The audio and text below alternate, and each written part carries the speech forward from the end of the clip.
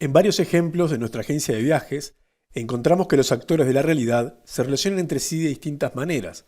Por ejemplo, cuando vemos que una atracción pertenece a una categoría y que a su vez esa categoría puede ser categoría de muchas atracciones. Vimos que la forma que tenemos para representar estas relaciones es cuando diseñamos transacciones, incluir atributos de una transacción en otra. En nuestra agencia nos cuentan ahora que ellos trabajan con proveedores, quienes les ofrecen periódicamente visitas a atracciones turísticas en distintas partes del mundo. Cada proveedor ofrece muchas atracciones turísticas, pero cada atracción es manejada por un único proveedor.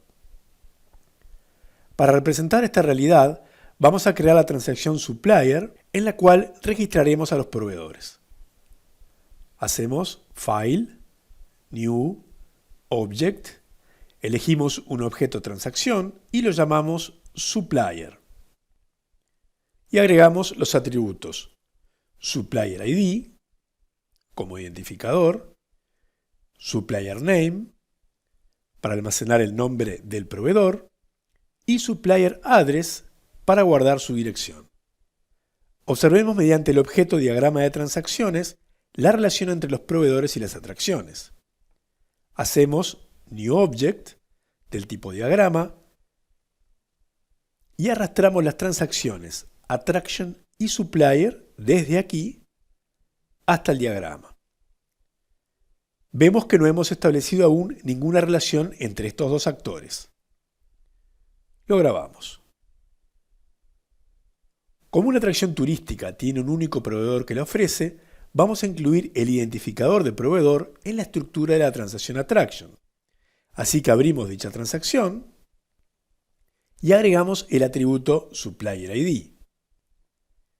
Agregamos también el atributo Supplier Name, porque de esa forma podemos mostrar el nombre del proveedor en la pantalla de las atracciones. Volvamos a abrir el diagrama. Vemos que ahora hay una flecha cuya punta simple apunta a Supplier y cuya punta doble apunta a Attraction, indicándonos que una atracción tiene un único proveedor y que un proveedor puede ofrecer muchas atracciones.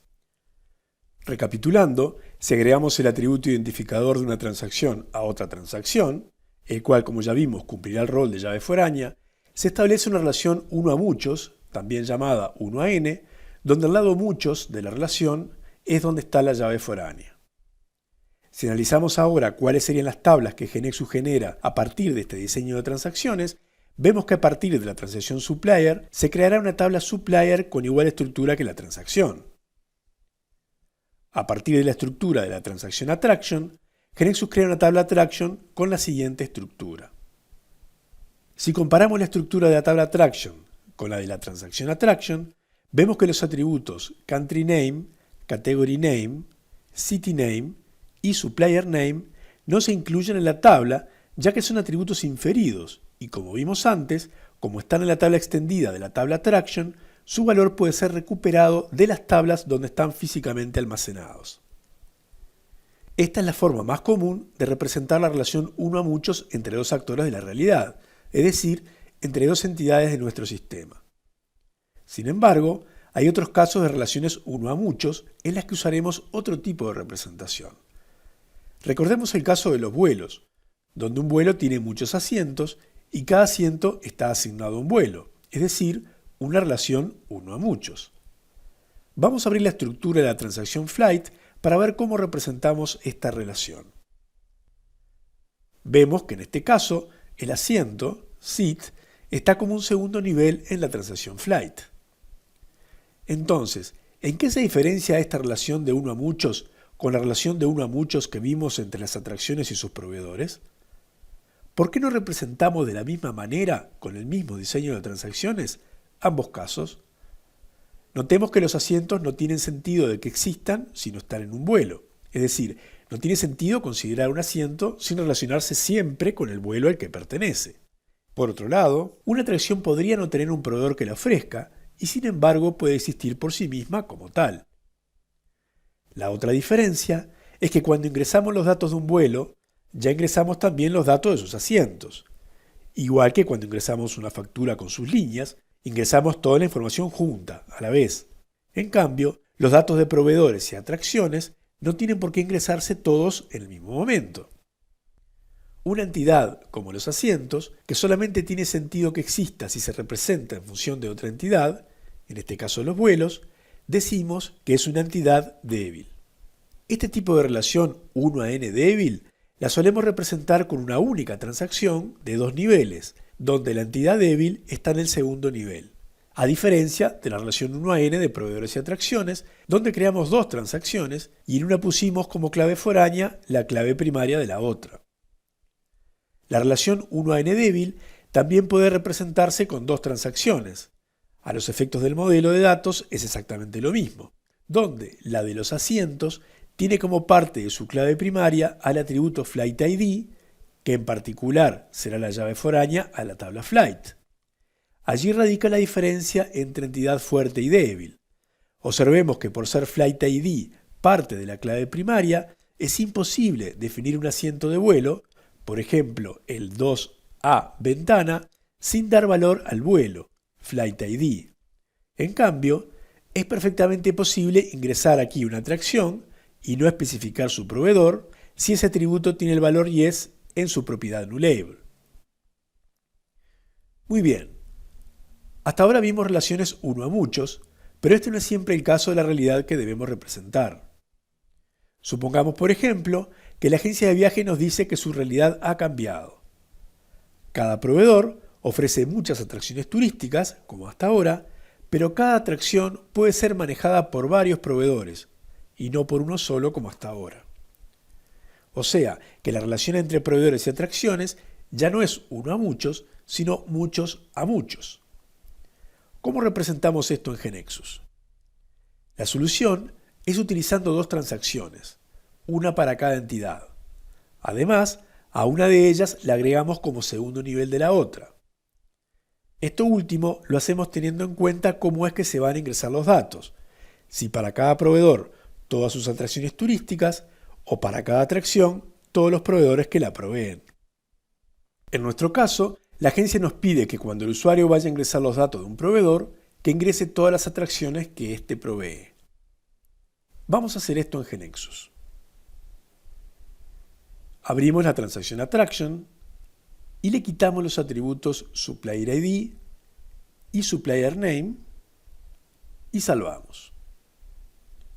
Ahora abrimos la transacción Supplier, donde agregamos un segundo nivel y agregamos los atributos Attraction ID. Observemos que al escribir como atributo clave uno que empieza con Attraction, automáticamente le cambió el nombre al nivel por Attraction. Agregamos también Attraction Name y Attraction Photo. Vamos a ver cómo nos quedó esta relación abriendo el diagrama que teníamos entre la transacción Attraction y Supplier. Ahora hay una doble flecha en cada extremo de la relación, lo que indica que la relación es de muchos a muchos, es decir, que una atracción es provista por muchos proveedores y que un proveedor provee muchas atracciones. Veamos ahora las tablas que GeneXus crea a partir del diseño anterior. Vemos que encontramos una tabla Attraction, una tabla Supplier y una tabla llamada Supplier Attraction. Creemos un objeto diagrama nuevo y arrastremos las tres tablas al diagrama. Notemos que en este caso GeneXus crea una tabla por cada transacción que interviene en la relación muchos a muchos, Attraction y Supplier, pero además crea una tercera tabla llamada Supplier Attraction para establecer la relación. Si observamos la estructura de esta tercera tabla, vemos que solamente se incluyen los atributos identificadores de las otras dos tablas.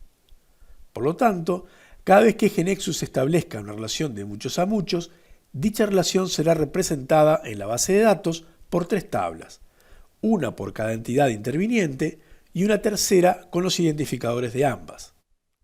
Esta tercera tabla podrá tener eventualmente atributos propios, como por ejemplo la fecha en la que ese proveedor empezó a proveer esa atracción. Si ahora volvemos a abrir el diagrama, vemos el atributo en la tabla relación. La relación de muchos a muchos entre Attraction y Supplier se descompuso en dos relaciones uno a muchos, utilizando la tabla Supplier Attraction para establecer la relación entre las anteriores. Para finalizar, actualicemos nuestra KB en GeneXus Server. Y reorganicemos para que queden las tablas creadas. Hemos visto así que mediante transacciones y sus atributos podemos representar distintas relaciones entre los actores de nuestra realidad. Por ejemplo, cuando la agencia de viajes necesita asociar a cada cliente la cuenta bancaria que se le abre a los efectos de realizar los pagos de los servicios contratados. Otro de los escenarios de relaciones uno a uno lo mencionamos cuando estudiamos los subtipos. Era el caso de la especialización, cuando una entidad es un caso particular de otra. Pasemos ahora a nuestro siguiente tema.